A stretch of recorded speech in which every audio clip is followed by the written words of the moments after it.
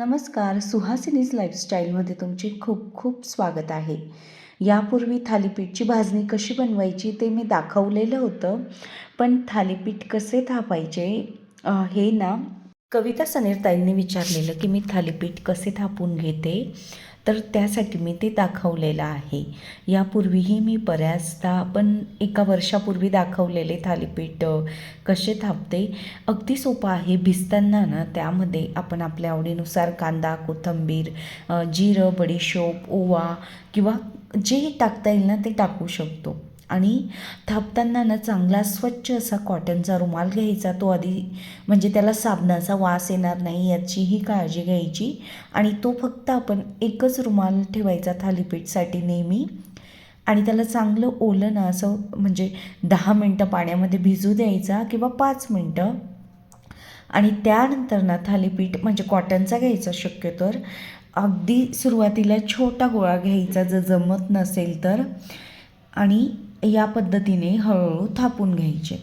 आणि अजिबातच जमत नसेल तर काय करायचं की या रुमालावरती ना 2 ते 3 थेंब तेलाचे टाकायचे. ज्यावेळेस आपण थालीपीठ तव्यावर टाकतो ना तर त्यावेळेस ना अगदी झटपट कापडाला जे लागलेलं असतं थालीपीठ ते व्यवस्थित तव्यावरती म्हणजे टाकलं जातं. आणि तव्यालाही आधी थोडंसं पहिल्यांदा ना तेल लावून घ्यायचं प्रॉपर, की जेवढं आपण थालीपीठ त्यावरती टाकणार आहोत तसं. मग त्यामुळे तव्यावर पण थालीपीठ चिपकत नाही. पराठा पोळीचं पीठ ना हे घट्ट असतं. थालीपीठचं पीठ हे जरा पातळ भिजावं लागतं. असं की थापल्याबरोबर म्हणजे ते पुढे थालीपीठ सरकायला हवं. प्रॅक्टिस झाली ना तर आपण तव्यावरतीही इझिली थालीपीठ थापू शकतो.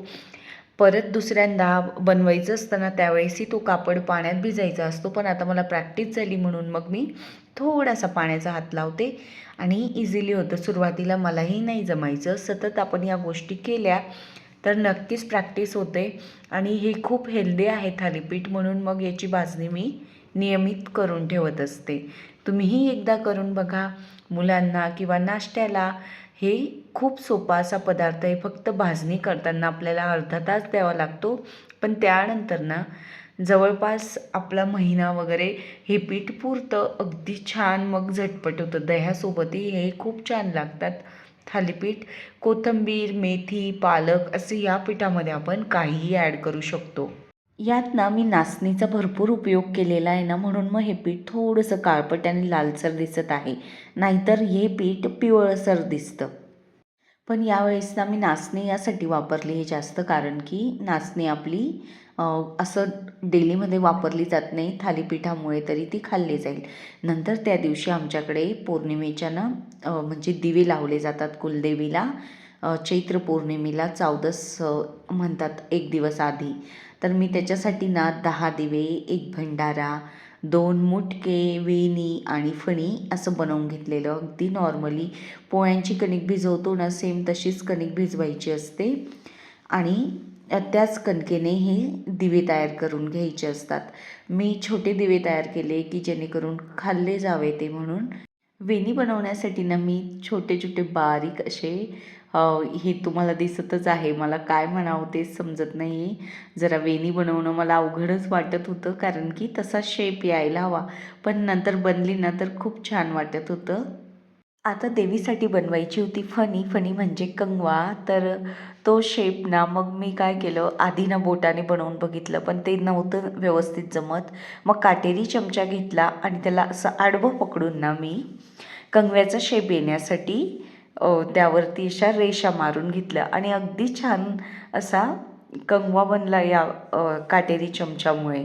आपल्याला ना आपल्या कुळातील कुलदेवीची सेवा वगैरे करण्यासाठी म्हणजे आपण वर्षातून 3 ते 4 वेळेसच करावं लागतं. तर नक्कीच या गोष्टी करायला हव्यात. म्हणजे रोज तर काही करायची गरज नसते. भंडाऱ्यामध्ये ना यामध्ये हरभऱ्याची डाळ आणि गूळ असा भरला जातो आणि वरून बारीक असं शेवळ्यांसारखं केलं जातं आणि त्याला प्लसचा साईनचा आकार दिला जातो. सुरुवातीला ना लग्नानंतर ह्या सगळ्या गोष्टी करायचा ना कंटाळा येतो. पण हळूहळू जसं आपण वयाने वाढत जातो, मोठे होत जातो, तर कळतं की या गोष्टी खूप महत्त्वाच्या आहेत आपल्या आयुष्यात. त्यासाठी देवीला नैवेद्य दाखवण्यासाठी ना मी खीर नव्हती केली, बासुंदी केलेली यावेळेस. आणि नंतर ना ते जे दिवे होते ते मी इडली पात्रामध्ये वाफवून घेतलेले आहेत. भेंडीची भाजी आणि बटाट्याची भाजी केलेली आहे. बटाटे 4-5 होते, तर त्यांना असे राऊंड शेपमध्ये कापून घेतले आणि जिरं, मोहरी फक्त टाकून, हळद टाकून परतवून घेतलेलं आहे. नंतर मग मी तिखट टाकलेलं वाफल्यानंतर बटाटे चांगले तेलामध्ये परतवल्यानंतर ही भाजी मुलांसाठी मस्तच आहे. यात मी कुठलाही कांदा लसूणचा वापर केलेला नाही, कारण की देवांना नैवेद्य दाखवायचा होता म्हणून. मग जेवण 10 वाजेपर्यंत बनवून घेतलं आधीच.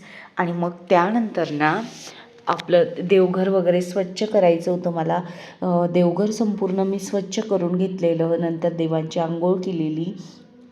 हे चांदीचे जे टाक आहेत ना कुलदेवांचे, तर ते मी रुपेरीने स्वच्छ केलेले आहेत. चांदीच्या देवांसाठी किंवा चांदीच्या वस्तूंसाठी ना स्वच्छ करण्यासाठी स्पेशली आहे. पण हे ना प्लास्टिकचं खाली भांडे ठेवायचं, कारण की स्टीलमध्ये जरी पडलं आणि तांब्याच्या पितळी भांड्यात जरी पडलं ना, तरीही भांडी खूप सारी काळी पडतात. ते डाग लवकर जातच नाही. यापूर्वी जो व्हिडिओ टाकला होता ना, त्यामध्ये दाखवलं होतं मी की पितळी भांडी घासून घेतली. ही आधीच तयारी केल्यामुळे ना मला बराच फायदा झाला. नाही तर वेळेवर हे संपूर्ण करणं खूप अवघड होतं एकट्याला. कारण की आपल्याला त्या दिवशी जेवणही बनवायचं असतं. देवांना नैवेद्य दाखवण्यासाठी मी जेवणाचं तर शूटिंग केलंच नाही, कारण की मलाही नैवेद्य दाखवण्याचं म्हणजे वेळ निघून गेला असता जर शूटिंग करत राहिली असती तर. म्हणून ना बरंच जेवण बनवलं होतं, पण मग मी फक्त नैवेद्याचं ताट तुमच्यासोबत शेअर केलेलं आहे. त्यावेळेस ना हळदी कुंकू मी देवांना बोटाने लावलेलं आहे. कारण की ना मला जयश्रीताईंनी नंतर अनेक जणांनी कमेंट्स केलेली की म्हणजे मी इयरबड्सने छान असा आकार येतो म्हणून त्याच्याने लावत होती. पण हे तितकंच खरं आहे, कारण की आपल्या बोटांनीच देवांना हळदी कुंकू लावायला हवं. नंतर ना माझ्याकडे फुलं नव्हती नेमकी. जेवढी झाडांना होती ना तेवढी मी देवांसाठी तोडून आणली आणि देवांना वाहिली. नंतर ही जी आरती असते ना, त्यात तुपामध्ये भिजवलेल्या वाती करायच्या. मी अर्धा तास भिजू दिल्या होत्या त्या वाती. आणि नंतर अशा पद्धतीने ना दिवे सगळे पेटवून घ्यायचे असतात आणि देवीला म्हणजे गणपती बाप्पांची आणि देवीची आरती म्हणायची असते. आपल्या कुलदेवीची किंवा कुलदेवीची आरती येत नसेल तर दुर्गा मातेची म्हणजे दुर्गे दुर्गटभारी ही पण म्हणू शकतो आपण, किंवा महालक्ष्मींची आरती म्हणू शकतो. अशा पद्धतीनं अगदी साधं सरळ सोपं जसं जमेल ना तसं मी देवांची पूजा करून घेतली. आणि देवीचीही कुलदेवीची आमची कुलदेवी माता कालिंका माता आहेत धारच्या, तर त्यांची आरती करून घेतली. माझ्याकडे ना जे टाक आहेत ते गणपती बाप्पा आणि लक्ष्मी माता, त्याला साखर चौथचा म्हणतात टाक. नंतर रानबाई कानबाई, खानदेशामध्ये कानबाईचं खूप महत्त्व आहे. आणि तुळजाभवानी आणि कालिंका माता यांचे टाक आहेत. आपल्याला असं खूप सारं जेवण बनवणंही शक्य नसेल ना, प्रत्येक वेळेस बनवतो असंच नाही. काही जण पुरणपोळीचाही नैवेद्य दाखवतात. आणि नाही शक्य झालं तर गूळ, आपली साधी पोळीची कणिक घ्यायची, त्यात गूळ भरायचा आणि त्या पोळीचाही नैवेद्य आपण दाखवू शकतो. देव तर काही हे जेवण खात नाही, आपणच खात असतो घरातले लोक. फक्त हा त्या दिवसाचा त्यांना दिलेला मान असतो. आणि नसेल, जे असेल त्याचाही नैवेद्य दाखवला तरी काही हरकत नसते, कारण की देव फक्त भावांचे भुकेले असतात. तुमच्याकडे पण असते का अशी आरती कुलदेवीची? म्हणजे वर्षामध्ये 3 ते 4 वेळेस लावली जाते. आमच्याकडे नवरात्रीत एकदा, नवरात्रीत पूर्णाची असते आणि नंतर माघ महिन्यात असते, आता चैत्र महिन्यात असते आणि श्रावण महिन्यात असते. तुम्हाला आजचा व्हिडिओ कसा वाटला ते मला कमेंट्समध्ये नक्कीच सांगा. आणि आपण परत भेटूया अशाच नवीन व्हिडिओसोबत.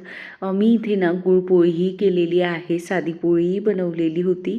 नंतर भजी, कुरडई, भेंडीची भाजी आणि बटाट्याची भाजी, डाळ भात आणि बासुंदी असं देवांना नैवेद्य म्हणून दाखवलेलं. देवी मातेचा आशीर्वाद माझ्यावरती, तुमच्यावरती, आपल्या सगळ्यांवरती असू दे, हीच मी देवी मातेला प्रार्थना केली. ए माते, सगळ्यांचे कल्याण कर.